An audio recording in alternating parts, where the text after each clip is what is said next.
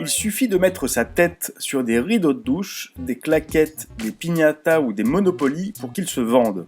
Mario est un des rares succès planétaires qui embarque depuis 40 ans toutes les générations. Mais depuis quand Mario est-il cool ? Dans les années 80, Shigeru Miyamoto, jeune designer chez Nintendo, doit concevoir un nouveau jeu pour les salles d'arcade américaines. Alors qu'il est prévu de mettre en scène Popeye sur un jeu de plateforme, King Feature, le détenteur des droits de Popeye, annule le contrat d'exploitation par Nintendo.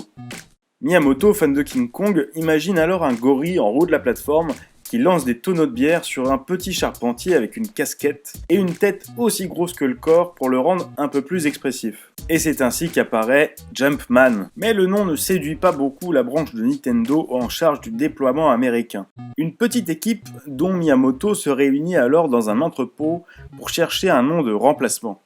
Quand entre le propriétaire du bâtiment pour réclamer son loyer au président de Nintendo, l'équipe fut fascinée par le personnage d'origine italienne et décide de s'en inspirer. Il s'appelait Mario Segale.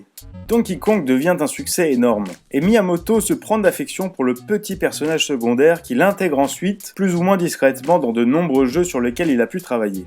Mais il faudra attendre quelques années pour pouvoir le voir dans un premier rôle.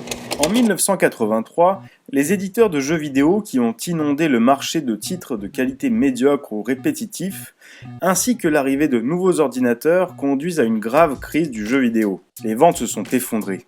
Malgré ce sombre climat, Nintendo sort en 1985 sa toute première console de salon, la NES. Une console capable de gérer des graphismes plus détaillés, des mouvements plus fluides et des effets sonores plus complexes que ses prédécesseurs. Nintendo sort simultanément avec la console 18 titres et demande à Miyamoto d'en produire un. Il a alors l'idée de créer un jeu de plateforme ambitieux, avec des niveaux plus grands et plus complexes, des ennemis plus variés et une histoire plus travaillée. C'est ainsi que naît Super Mario Bros. Et son succès critique et commercial fut tel à sa sortie qu'il devient le jeu le plus vendu de la NES et le 11e jeu le plus vendu de tous les temps. Le public est tellement séduit par le personnage que Nintendo développe des dizaines de jeux à l'effigie du plombier. Dans les années 90, l'arrivée de nouveaux jeux essouffle la cote du petit moustachu qui peine à retrouver sa place de numéro 1. Miyamoto planche alors sur un jeu de course où il aimerait y intégrer Mario. Il met rapidement le doigt sur le fait qu'un jeu de course ne permet pas à des novices d'être compétitifs, et il lui vient à l'idée de rabattre les cartes avec des atouts et des éléments de jeu. Mario Kart est ainsi né, et en plus de révolutionner le jeu de course, il devient une fois de plus un best-seller. Le dernier Mario Kart est d'ailleurs le 6e jeu le plus vendu de tous les temps. Le reste appartient à l'histoire. Pour chaque époque, Nintendo a su relever et transcender les défis en faisant rentrer Mario dans le monde de la 3D, dans le jeu de société interactif et digital ou dans le jeu de combat. Grâce à cela, Shigeru Miyamoto est considéré comme la plus grande figure du jeu vidéo. Il a été la toute première personne à rentrer au Hall of Fame des créateurs de jeux vidéo.